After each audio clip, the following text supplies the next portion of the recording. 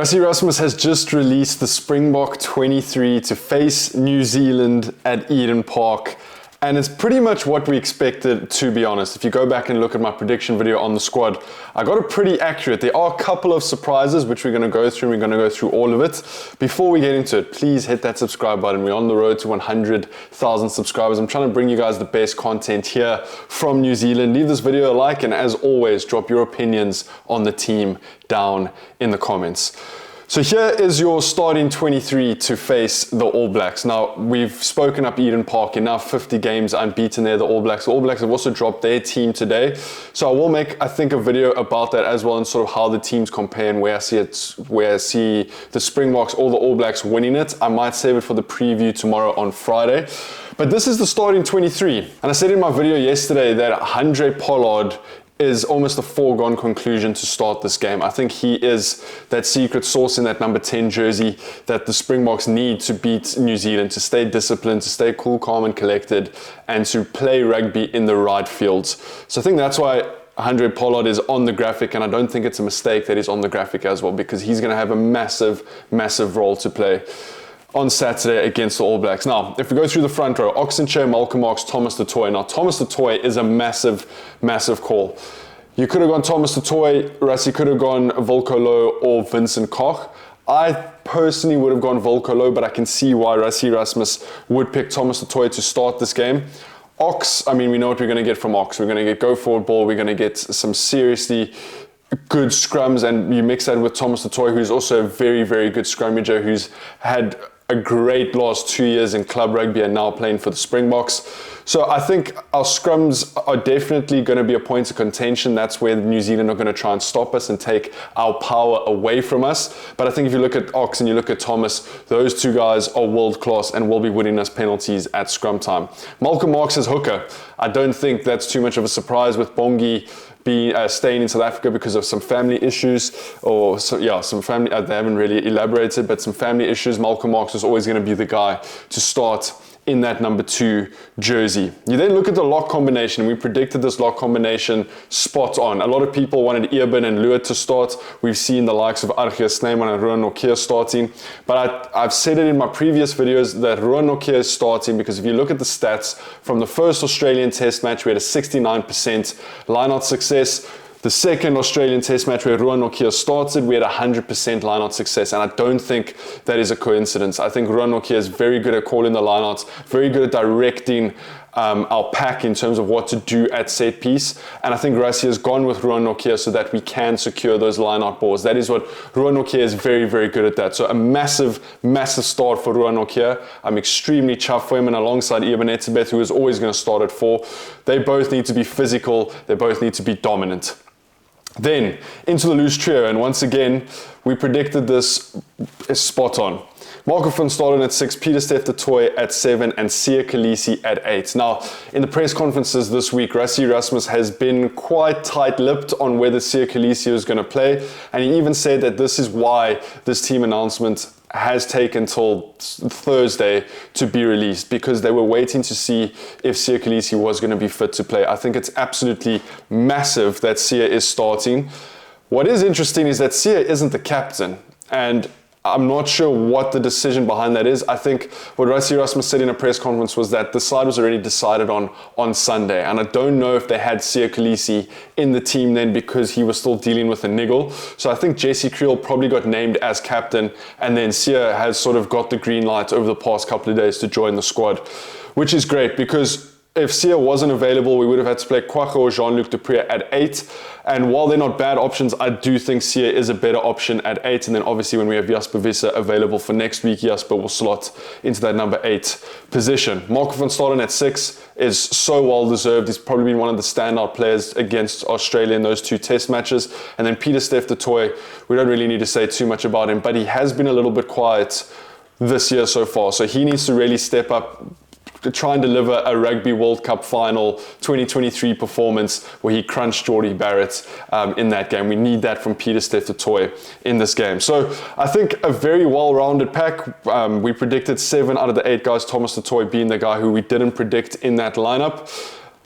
And I think the pack needs to have a massive game, and I think we have the players, the experience, the guys that are in form to do so. We then look at the backline, and there's been a lot of conversation about the backline. There's a couple of interesting little tweaks that Rassie has made to the backline as well as the bench.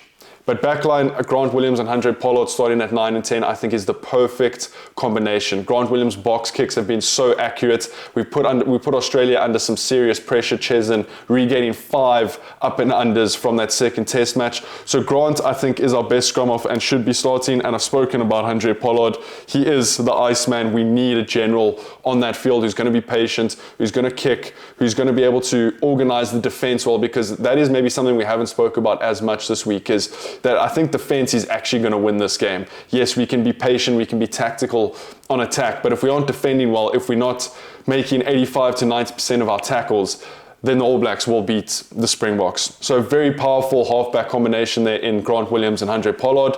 The centre pairing, we knew that this centre pairing was going to come out. Damien de Linde and Jesse Kriel. Again, interesting that Jesse's captain. I think, like I alluded to, Sian maybe not being in the preliminary team at the start of the week is probably why Jesse Kriel is captain, and that's probably a sign that Siya Kolisi probably only got sign-off 1 or 2 days ago. But Damien and Jesse, we know what we're going to get. Damien de Linde is the perfect number 12 to play with Andre Pollard, and Jesse's defense in that 13 channel is also world class. So I think on attack and defense, those are probably our 2 best centers and definitely our best center pairing. We then look at the wings. Makazole Mapimpi got called up for the injured Kurt Lawrence and Edwin van der Merwe, but Canan Moodie gets the nod at 11 and Cheslin Colby gets the nod at 14. What an occasion for Canan Moodie. This is his first time in New Zealand. In his press conference, he was kind of saying that these are the games that you live for. These are the games that he woke up in the early hours of the morning to watch. And it's so cool to see Canan Moodie start against the All Blacks at Eden Park. Now, don't get it twisted. Canan Moodie is very good under the high ball. And I did get some flack in my last video for saying that Canan Moodie is in very, very good form. And I hear what you guys are saying. But I think out of the wing options, what I meant was out of the wing options of Canan Moodie and Makazole Mapimpi, Canan Moodie probably is in better form than Makazole Mapimpi just because of the minutes that he's played. So I like that decision to go for Moodie at 11. Cheslin obviously at 14. You're not gonna not play Cheslin Colby. And then interestingly, Rassie Erasmus has gone for Willie le Roux at 15. And again, I think this comes down to experience. We could have gone for Apelele Fassi or Damien Willemse, but I just don't know if they're not in the best form that they've been in for the Springboks. And I think Willie le Roux, as much as people have a lot to say about Willie le Roux, when you put Andre Pollard on the pitch, I think you can have Willie le Roux on the pitch. He's going to bring you that extra experience. He's going to be cool, calm, and collected. Make sure that he's directing traffic. Yes, he's not going to be as flashy as a Damien or an Apelele Fassi, but Willie le Roux is going to get the job done, and you know that these are the games that Willie le Roux lives for. So I don't mind Willie starting at 15. A very, very experienced backline, except for the likes of Canan Moodie and maybe even Grant Williams. But Andre Pollard, Damien, Jesse, Cheslin, and Willie, all double World Cup winners. I mean, it's a powerful backline. Then into the replacements, and interestingly, we've gone for a 5-3 split. Now, I think there's a reason we've gone for a 5-3 split, and that's because Willie le Roux is starting.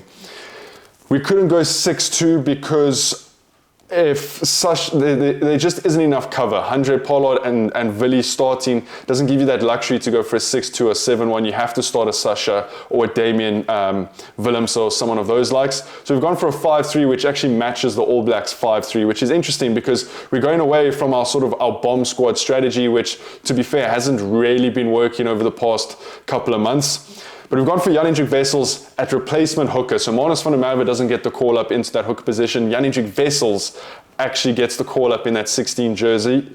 Boan Venter and Volkolo are your replacement props. Another massive call from Rassie to go for Boan Venter. I don't mind it at all. Loete Joche is the replacement lock, so Archie Snyman misses out. I'm sure that was such a difficult call to make on who to leave out in that lock department. Soos also isn't, Franco Mostert also isn't in the mix. Then you got Kwagga Smith, obviously, who's going to be cover that loose trio. And then the 3 backline players, Kobus Reinach, Sasha, and Ethan Hooker gets a go against the All Blacks at Eden Park. I would assume, Ethan can come on at center, at wing. He can probably play fullback as well. So Ethan Hooker is that utility guy that can shift around the backline, but what an opportunity for him. He's very good on the high ball, he's devastating on attack, and his defense is world class. So very, very chuffed for Ethan Hooker. But But that's the Springboks starting 23 to face New Zealand at Eden Park. Looking at this team, I think the Springboks can do it. You guys let me know what you think down in the comments if you haven't. Please smash that subscribe button, do this video a like, and I'll see you guys in the next one. Take it easy. Peace.